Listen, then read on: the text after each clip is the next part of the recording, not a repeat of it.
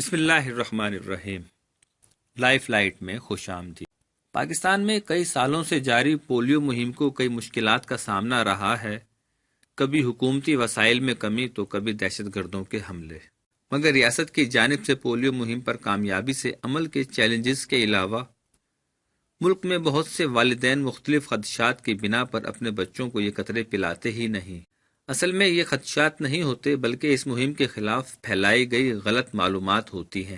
پاکستان میں پولیو مہم کے حوالے سے بہت ساری غلط فہمیاں موجود ہیں، جیسے کہ کچھ لوگ اسے مسلمانوں کی آبادی کنٹرول کرنے کے لیے مغربی سازش قرار دیتے ہیں۔ ایسے خیالات کی مدد کے لیے ایسے غیر منطقی اور بیجا جواز پیش کیے جاتے ہیں کہ عقل دنگ رہ جائے۔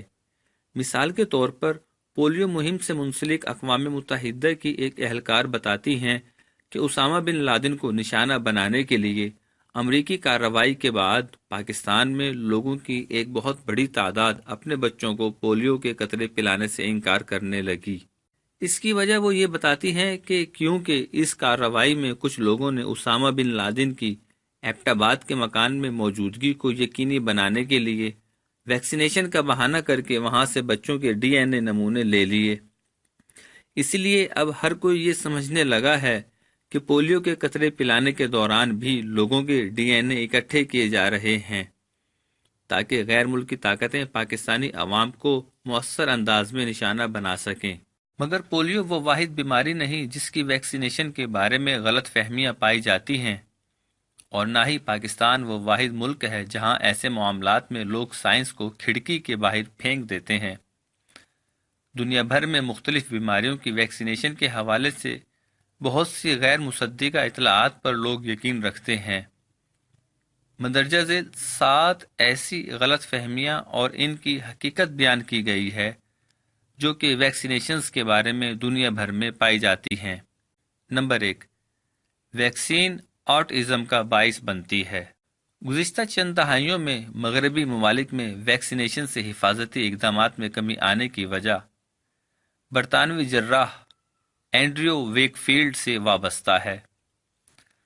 سن 1997 میں انہوں نے ایک مشہور طبی جریدے دی لینسٹ کے ایک مضمون میں لکھا جس میں انہوں نے دعویٰ کیا کہ خسرہ، کن پیڑے اور شدید بخار کی ویکسین MMR برطانوی بچوں میں آٹزم نامی بیماری کا سبب بن رہی ہے۔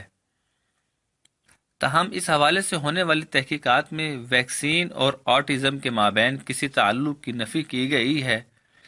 دی لینسٹ نے بعد ازاں اس تحقیق کو مسترد کیا اور ویک فیلڈ کو برطانوی میڈیکل رجسٹری سے خارج کر دیا گیا۔ تاہم ان کا یہ دعویٰ برطانیہ میں حفاظتی ویکسین لگوانے کی شرح میں کمی کا باعث بنا۔ سن 1996 میں یہ شرح 92% تھی جو کہ سن 2002 میں 84% رہ گئی۔ اب یہ شرح 91% ہے، مگر یہ اب بھی WHO کی بتائی گئی 95% کی شرح سے کم ہے۔ نمبر 2، بچوں کا مدافعتی نظام اتنی زیادہ ویکسین برداشت نہیں کر سکتا۔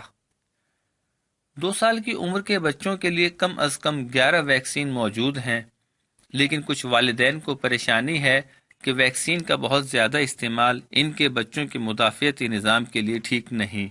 ایک عام خدشہ ہے کہ ویکسینز انسانی جسم میں ان وائرس اور بیکٹیریا کو متعارف کراتی ہے جو ایک خاص مرض کی وجہ بنتے ہیں۔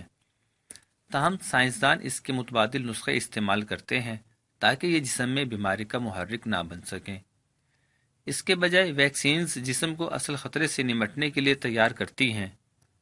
ڈاکٹر پال اے اوفٹ نے ویکسینز اور نومولود بچوں کے مدافعتی نظام میں تعلق پر اپنے ایک مشہور تجزیے میں لکھا کہ بچے اپنی پیدائش سے پہلے ہی اپنے جسم میں بیرونی محرکات کو جواب دینے کی صلاحیت رکھتے ہیں۔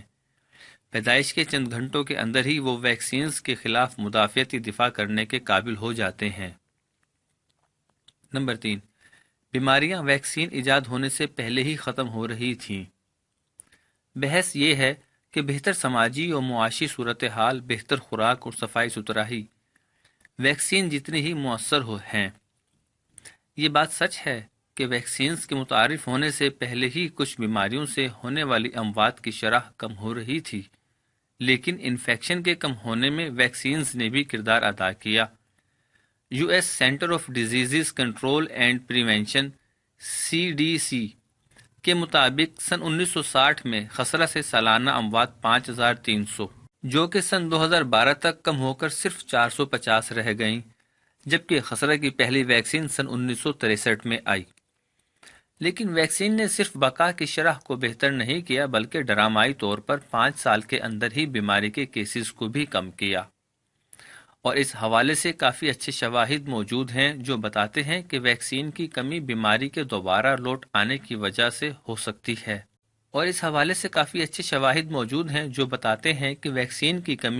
بیماری کے دوبارہ لوٹ آنے کی وجہ ہو سکتی ہے۔ 70 کی دہائی میں جاپان اور سویڈن میں ایک اور وبائی مرض کالی کھانسی کی وجہ سے اموات میں خاصا اضافہ دیکھا گیا، جس کی وجہ یہ تھی کہ زیادہ تر بچوں کو حفاظتی ویکسین نہیں دی گئی تھی۔ نمبر 4، زیادہ تر لوگ جو بیمار ہوتے ہیں جو ویکسین لگواتے ہیں۔ ویکسین کی مخالفت کرنے والے افراد کے پاس سب سے بڑی دلیل یہی ہے۔ کوئی ویکسین 100% مؤثر نہیں ہوتی، اور ورلڈ ہیلتھ آرگنائزیشن کے مطابق بچوں کو دی جانے والی حفاظتی ویکسین 85% سے 95% بچوں میں ہی مؤثر ہوتی ہے۔ ہر شخص ویکسین پر مختلف قسم کا رد عمل دیتا ہے، جس کا مطلب ہے کہ حفاظتی ویکسین لگوانے والے تمام افراد مدافعتی نظام قائم نہیں کر سکتے۔ ویکسین لگوانے والے افراد کی ویکسین کا استعمال نہ کرنے والوں سے زیادہ بیمار ہونے کی وجہ یہ ہے کہ ویکسین نہ لگوانے والے تعداد میں بہت زیادہ ہیں۔ ویکسین استعمال نہ کرنے والوں میں بیماری کی شرح کافی زیادہ ہے۔ نمبر 5، بڑی ادویہ ساز کمپنیوں کے لیے کمائی کا ذریعہ۔ WHO کے ہیلتھ اکانومسٹ میلود قادر کے مطابق سن 2013 میں ویکسین کی عالمی مارکیٹ کی قدر 24 ارب امریکی ڈالر تھی۔ اسی سال یہ ادویات کی عالمی مارکیٹ کی مجموعی قدر کا 3% سے بھی کم تھا۔ حالیہ برسوں میں ویکسین کی مارکیٹ میں قدر میں اضافہ ہوا ہے۔ اس کی وجوہات میں چین جیسے صنعتی ممالک میں ویکسین پروگراموں کا پھیلاؤ اور دولت مند افراد کا اس حوالے سے تحقیق کے لیے چندہ دینے کا رجحان شامل ہے۔ مائکروسافٹ کے بانی بل گیٹس اس کی سب سے بڑی مثال ہیں۔ لیکن حفاظتی ویکسین لگوانے کا فائدہ مجموعی طور پر انسانیت کو ہے، کیونکہ بیمار ہونا اس سے کہیں زیادہ مہنگا ہے۔ سن 2016 میں جان ہاپکنز یونیورسٹی کی ایک تحقیق کے مطابق دنیا کے سب سے کم آمدن والے 94 ممالک میں ویکسین پر خرچ کیے جانے والے ہر ڈالر سے صحت پر آنے والے اخراجات میں $16 کو بچایا جاتا ہے۔ نمبر 6، ویکسین میں موجود غیر محفوظ مادے۔ ایک اور خدشہ جس کی وجہ سے والدین اپنے بچوں کو ویکسین لگواتے ہوئے ہچکچاتے ہیں وہ ویکسین میں فارمل ڈی ہائیڈ، پارا یا ایلومینیم جیسے مادوں کا استعمال ہے۔ یہ مادے ایک مخصوص مقدار سے زیادہ استعمال کی صورت میں نقصان دہ ہو سکتے ہیں، لیکن ویکسین میں موجود ان کی مقدار نقصان دہ نہیں۔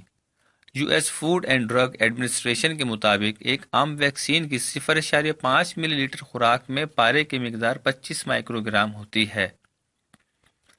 ادارے کے مطابق یہ مقدار 85 گرام ٹونا مچھلی میں موجود پارے کی مقدار کے برابر ہے۔ نمبر 7، ویکسینز مغربی سازش کا حصہ ہیں۔